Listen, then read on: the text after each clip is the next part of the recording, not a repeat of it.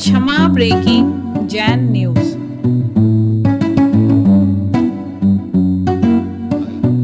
सौम्या जी जैन जो वर्तमान पुलिस अधीक्षक पीटीसी हैं इंदौर के, और उनके साथ में श्री आनंद जी जैन रिटायर्ड अतिरिक्त कलेक्टर एडिशनल कलेक्टर जो पिताश्री हैं, और श्रीमती स्नेहा जी जैन। एक बार जोरदार पूरे परिवार के लिए ताली बजा दीजिए आप लोग। और वे अपना प्रश्न गुरु चरणों में रखें। इनके साथ एसके जैन और इनके साथ में एसके जैन साहब, हाँ हाँ वो भी कौन है? समझी है क्या? मेरे मामा जी हैं। हाँ वो चलिए। भी प्रशासन के अंदर ही हैं। जोरदार ताली बजा दीजिए। एडिशनल कमिश्नर है वो। एडिशनल कमिश्नर साहब हैं एसके जैन साहब। हाँ। एक बार ताली बजा दीजिए। और अब इसके बाद में दिगंबर जैन खंडेलवाल संस्थान उदयपुर के अध्यक्ष हाँ उनको तैयार रहना है। सुरेश पाटनी बोलिए। नमोस्तु नमोस्तु नमोस्तु गुरुवर। महाराज जी, मेरा सवाल है कि ईश्वर से पहला संवाद आपका कैसे हुआ, या बेहतर तरीके से पूछूं कि क्या प्रेरित किया जो इस राह की तरफ आप चल दिए। ऑनेस्टली महाराज जी, मैं धर्म की तरफ कई बार बहुत स्ट्रांगली बिलीव करती हूँ, किंतु कई बार ऐसा होता है कि जॉब, फैमिली, खुद पे ध्यान दें, इस तरह के असमंजस्य में पड़ जाती हूँ। तो महाराज जी थोड़ा सा कुछ गाइडेंस दें कि किस तरह से इन सभी के बीच में सामंजस्य बनाकर मैं ग्रो करूँ। बहुत सुंदर। देखिए, आपने पूछा कि आपका ईश्वर से पहला संवाद कब हुआ। देखो, मैंने तो ईश्वर को पहले कभी देखा ही नहीं जी महाराज जी। और न मेरी ईश्वर के प्रति कोई आस्था थी। लेकिन जिस दिन मैंने गुरुदेव को देखा, मुझे लगा धरती पर ईश्वर का कोई रूप है तो बस यही है। और उनके साथ होने वाला पहला संवाद ही मेरा ईश्वर का पहला संवाद था। उनका प्रथम दर्शन ही ईश्वर का दर्शन था। और उनके व्यक्तित्व से मैं इतना आकर्षित हुआ कि खिंच गया। मुझसे कई बार लोग पूछते, महाराज आपको वैराग कब हुआ? तो मैं यही उत्तर देता, मुझे वैराग हुआ ही नहीं, मुझे तो राग हुआ। गुरु से राग हुआ, मैं खिंचा गया। अब उनकी शरण में आया, उनसे जो ज्ञान मिला उससे लगा कि आखिर में मैं हूँ कौन और मुझे क्या करना चाहिए। तो मैं मानता हूँ कि सदगुरु का अगर सानिध्य मिल जाए, मैं सुधारता हूँ, सदगुरु की शरण मिल जाए तो जीवन में ईश्वर का अवतरण हो जाता है। सदगुरु का सानिध्य तो सब पा लेते हैं, शरण मिलनी चाहिए। और शरण कब होता है, मिलती है, जब हम अपना समर्पण कर देते हैं। तो ये मेरा परम सौभाग्य था, मेरी अच्छी होनहार थी कि मुझे ऐसे सदगुरु के न केवल दर्शन बंधन का सौभाग्य मिला, अपितु उनकी शरण में आने का अवसर मिला।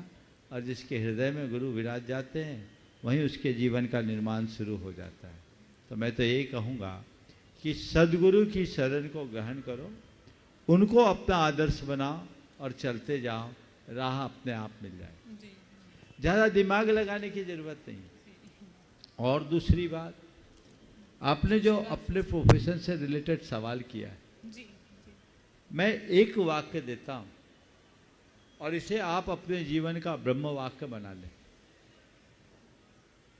मुझे कर्म करना है, फल की चिंता नहीं करनी। क्या बोल रहा हूं? कर्म करना है, फल की चिंता नहीं करनी। क्योंकि मेरे हाथ में केवल कर्म है, परिणाम नहीं। कर्म यानी प्रयत्न, एफर्ट।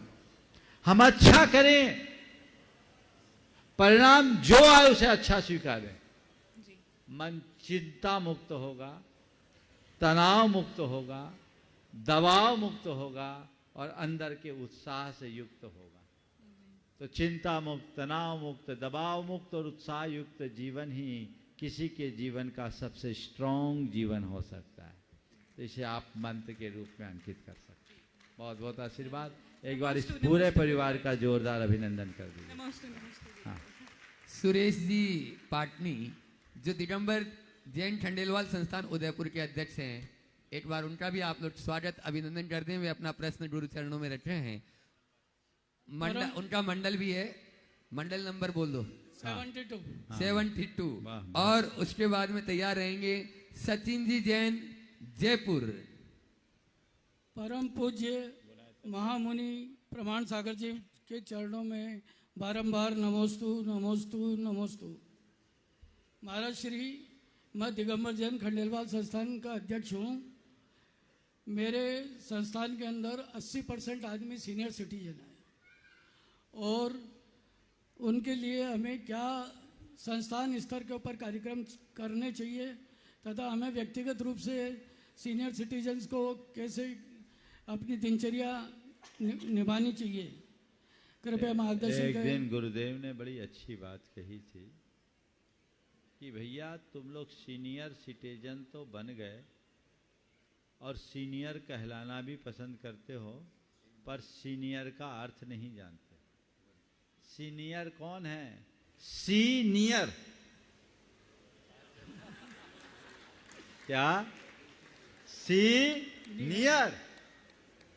तो सारे सीनियर सिटीजन से कहो कि अब बाहर नहीं भीतर देखो, अब पर के लिए नहीं अपने के लिए, अपने लिए देखो। मैं आप सबसे एक बात कहना चाहता हूँ, ये समस्या देश के लगभग सब जगह है। अब सब गांव शहरों में, घर परिवारों में तो सीनियर सिटीजन ही दिखते हैं। 5-5, 10-10 हजार वर्ग फीट का आलीशान बंगला होता है, लेकिन रहने वाले 2 मेंबर होते हैं और 2-4 नौकर चाकर होते हैं। उनके जो होते हैं वे तो चाहे किसी मेट्रो सिटीज में या अब्रॉड में होते हैं, और ये बस कभी कभार फ़ोन करके संतुष्ट कर लेते हैं, और फ़ोन करते तो पापा भी कॉल बैक करता हूँ, अभी मैं मीटिंग में हूँ, यही होता है। और इस बात से संतोष करते हैं मेरा बेटा अच्छा कर रहा है, पर तुम्हारा बेटा अब तुम्हारा रह कहाँ पाया, वो अपने में। तो मैं आप सबसे संदेश देना चाहता हूँ, इस व्यामोह से मुक्त हो। आपने अपना कर्तव्य किया, अपनी संतान को पढ़ा लिखा कर योग्य बनाया, उसे अपने पैरों पर खड़ा किया, काम खत्म। अब मोह माया के जंजाल से बचिए और अब गृहस्थ आश्रम से वानप्रस्थी बनने का लक्ष्य बनाइए, ताकि आपका ये बुढ़ापा वरदान बन सके, अन्यथा बोझ बन जाएगा।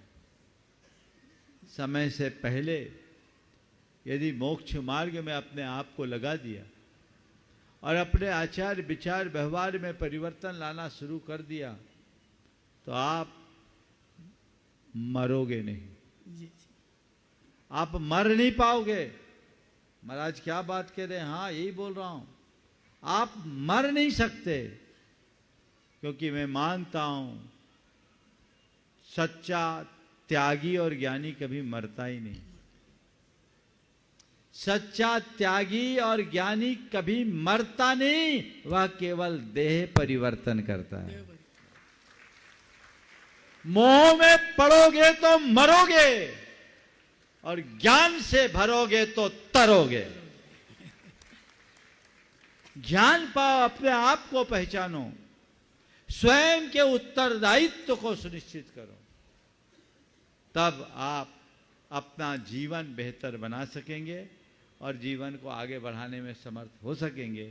तो मैं सभी सीनियर सिटीजन से संदेश देता हूं, अपने संतान को पांवों पर खड़े होने करने के उपरांत आप अपना जो भी स्वत्त आदि है उसमें जिसको जितना देना है सो दो, और बाकी अपने पास रखते हुए उतना रखो जिससे तुम अपना जीवन बखूबी जी सको, और बाकी सब परमार्थ में लगाकर स्वयं को परमार्थ की उपासना में लगा दो, जो जीवन को सफल बना सके।